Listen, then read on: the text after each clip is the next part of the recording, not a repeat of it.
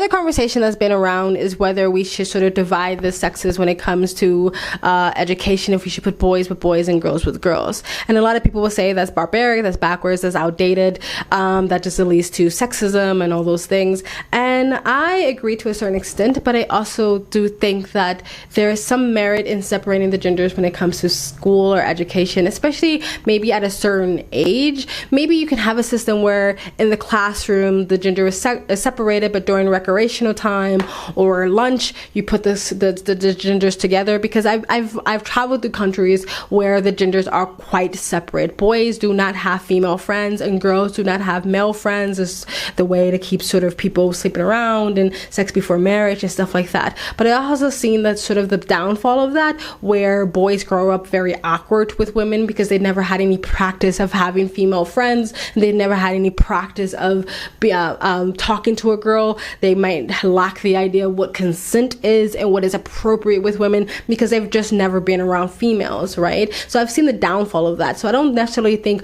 boys and girls should just completely be separated, but I do think boys and girls learn differently. I think boys are punished because they don't learn the way girls learn, because they're rowdy, they have more energy, they're less agreeable, they bounce off the walls, they don't sit down still, then they're drugged up and put on Adderall and all these medications simply for being punished for being a boy. And I think girls are more agreeable, especially young girls. I think they want to learn, they want to be the teacher's pet, they want to, all those things. The way the teachers teach classes is more appropriate and panders to girls than it does boys. And I don't think that's okay for boys. I think they should have their different classrooms and have being taught to boys that is more appropriate for them, to help them learn instead of punishing them for being rambunctious young men. I think boys and girls tend to distract each other in classrooms. I think it hinders their ability to learn and get an education. So I do think there's something to be said about all girls school or all boys schools.